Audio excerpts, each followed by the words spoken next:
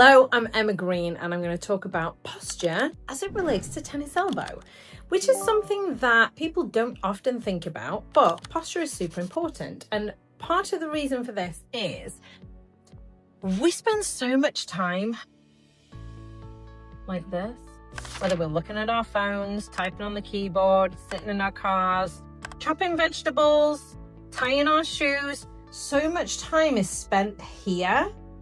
And when we're kind of in this position, we often then have to lift our head up to see what's going on. And that cranks on our neck and it pulls our shoulders forwards.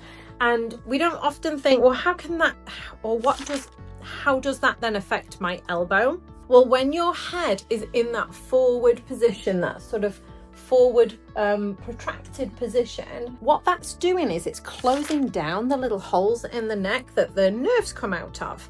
And if we're closing those holes down, then the nerves don't have as much room to maneuver, they don't have as much space, and that can cause nerve impingement, it can cause nerve issues. Now, that in itself, I mean, that can give you elbow pain, but often when you've got tennis elbow, it affects that tendon on the outside of the elbow. The nerve is right next to it. If you've ever bumped your funny bone, you know exactly where that nerve is. And often what we see is when somebody has a tendon problem, a chronic tendon problem that's gone on for longer than 3 months, the nerve that is closest to it is often affected in some way as well. And it's not just at the elbow we see this.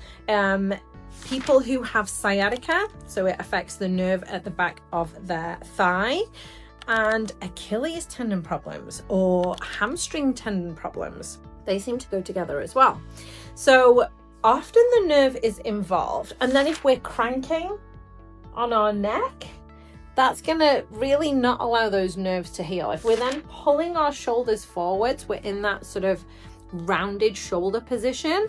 That's closing down the shoulder joint. It's putting a lot of pressure on the upper traps. They're super tight because they're trying to keep your head from falling forwards. So then we get a chronic tightness in these muscles that can then impinge on the nerve even more.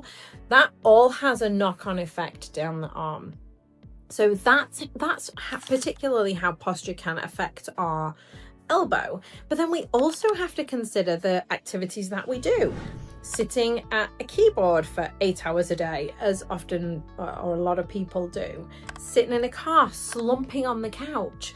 All of these things are going to have knock-on effects as well. So certainly when you are sitting at your keyboard, we want to make sure you have a wrist rest.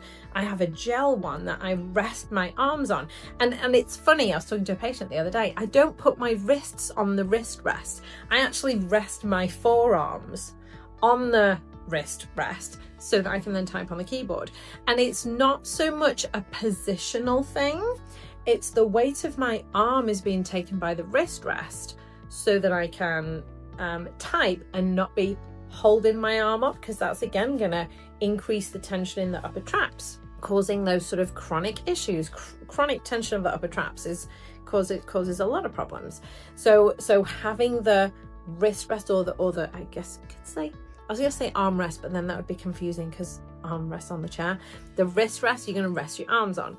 And then also, even when you're using the mouse, having one of those little mouse pads with the integrated wrist rest so that I can rest my arm on it too and use the mouse. So the weight of my arm is being taken by the mouse pad or the wrist rest, and I'm not having to hold my arm up and increase the tension in these muscles, increase the tension in these muscles, and then that leads to more problems. So the best position that we want you to be in, if you think about, if you're looking sideways, earlobe, shoulder, hips, nice straight line. We want to try and have that position when we're standing, when we're sitting. If you have your monitor up, laptops keep me in business because we're just like down here constantly looking down. So if you do have a laptop, raise your laptop up and then have a separate keyboard, and then you can be in that lovely straight line position. Think earlobe, shoulder, hips, nice straight line. Earlobe, shoulder, hips, nice straight line. Soon as we start doing this, more and more pressure is going on the spine, more and more pressure is going through the muscles, and it can lead to those chronic problems. Little bit of a whistle-stop tour there. I hope that helps. If you have any questions, please pop them below. I'm also going to put a couple of links to the wrist rest and the mouse pad rest that I use down below. So if you want to check those out, you can, and I'll see you in the next video. Take care. Bye.